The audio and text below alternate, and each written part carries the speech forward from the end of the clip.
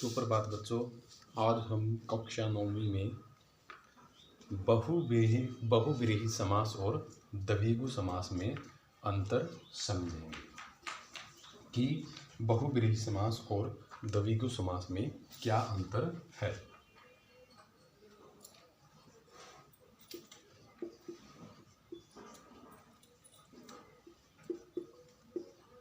बहुव्रीहि समास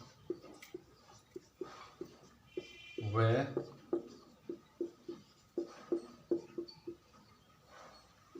द्विगु समास में अंतर क्या है। परिभाषा मैंने दोनों की बता दी है। बहुव्रीहि समास क्या होता है? बहुव्रीहि समास में ना तो पहला पद प्रधान होता, ना ही उत्तर पद प्रधान होता, अपितु किसी तीसरे पर्सन की तरफ संकेत किया जाता है, वहाँ पर बहुव्रीहि समास होता है। कहने का तात्पर्य यह है कि बहुव्रीहि समास है, इसमें दोनों पदों में से कोई भी पद प्रधान नहीं होता, अपितु तीसरे बिंदु की तरफ संकेत किया जाता है। द्विगु समास, द्विगु समास में पहला शब्द संख्यावाची होता है। तो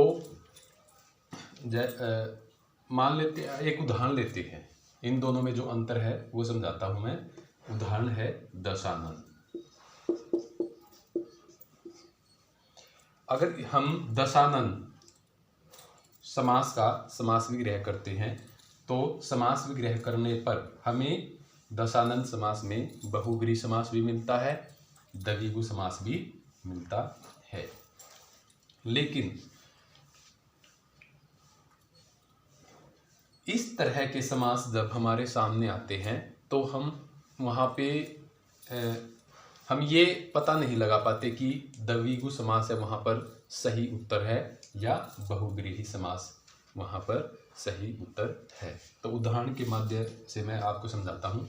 दशानन समास विग्रह है, 10 आनन है जिसके,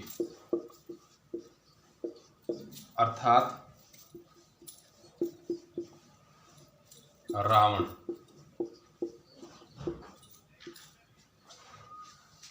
ये तो हो गया बहुव्रीहि समास।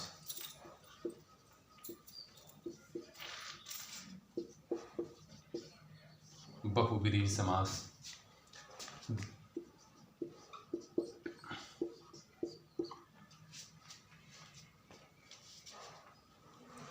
ये तो हो गया बहुव्रीहि समास। अब द्विगु समास में हम दशानन समास का समास विग्रह करते हैं। 10 आननों का समूह, यहां पर हो गया द्विगु समास। द्विगु समास जब इस तरह के चतुर्भुज हो गया, ठीक है, और भी हैं, पचानन हो गया, 12 सिंगा हो गया, एक दंत हो गया, चतुर्मुख हो गया, पंचमुखी हो गया, इस तरह के जब समास आते हैं तो हम वहाँ पर यह नहीं समझ पाते कि वहाँ पर बहुव्रीहि समास है या द्विगु समास है। तो यहाँ पर जब ये दोनों हैं, सबसे पहली बात तो अगर हमें ऑप्शन में दोनों समास मिल रहे हैं तो दोनों ही सही हैं। जब एक की बात आती है तो एक में, इन दोनों में से एक सही कौन सा है, वो है बहुव्रीहि समास। कैसे है वो मैं अभी बताता हूं आपको।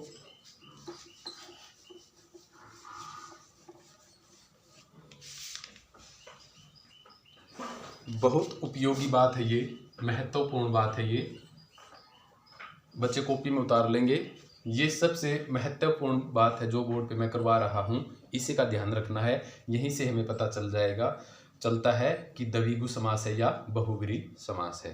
तो यहाँ पर जब समास का पूर्व पद जब समास का पूर्व पद, पूर्व यानी कि पहला पद संख्यावाची हो, संख्यावाची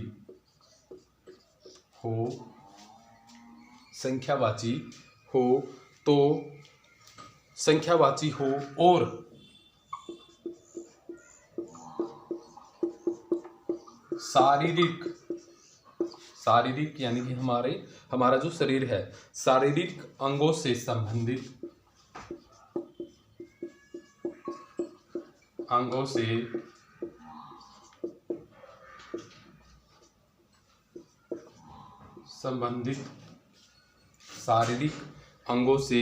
संबंधित हो तो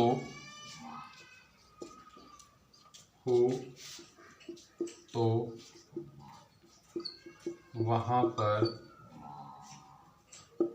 पर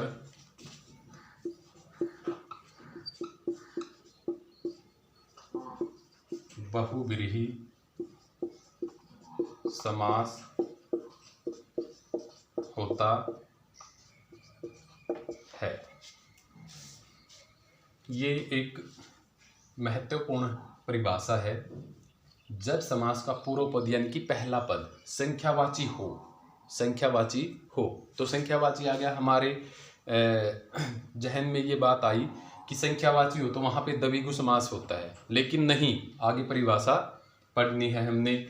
जब समास का पूर्व पद यानी कि पहला पद संख्यावाची हो और दूसरा पद यानी कि आगे शारीरिक अंगों से संबंधित बात कही गई है तो वहां पर बहुव्रीहि समास होता है।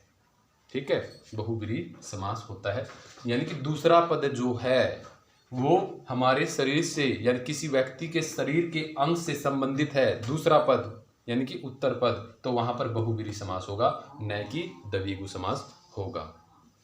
जैसे कुछ उदाहरण है मैं बताता हूं आपको।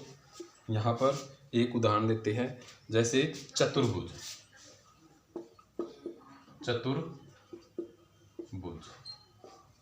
ठीक है, चतुर्भुज। जब हम इसका समास विग्रह करते हैं, चतुर्भुज का 4 भुजाएं हैं जिसकी, कौन है वो? 4 भुजाएं हैं जिसकी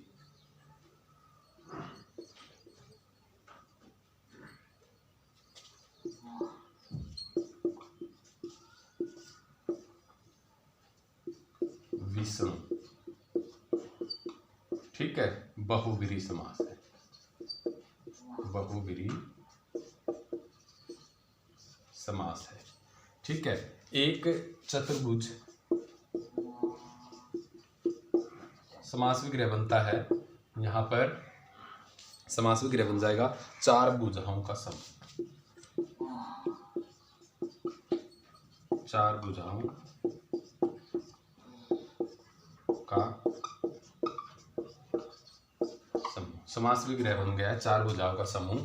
तो इस जैसे हमने ये समास विग्रह किया है 4 भुजाओं का समूह, यानी कि यहाँ पर द्विगु समास है। कौन सा समास है? द्विगु समास है।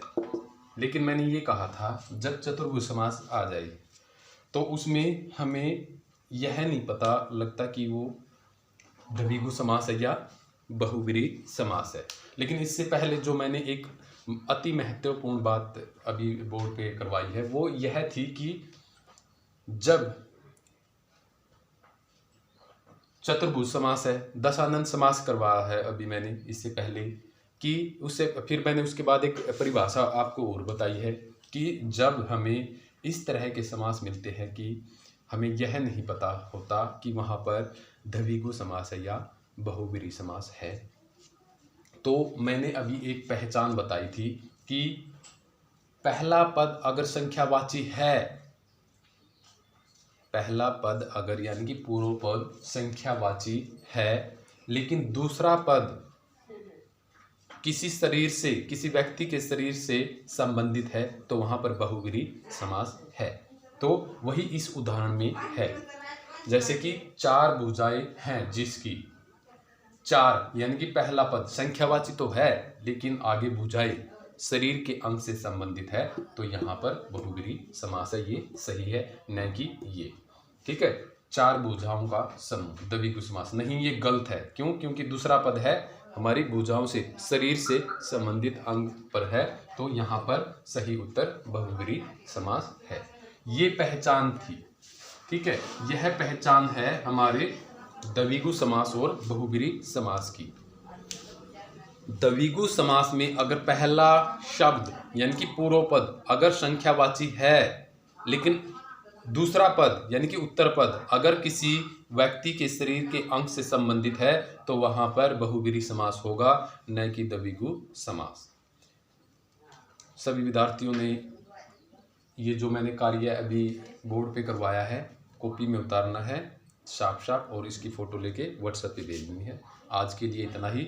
नए विषय पे पढ़ेंगे हम, वो अगली वीडियो में हम उस पर चर्चा करेंगे। धन्यवाद।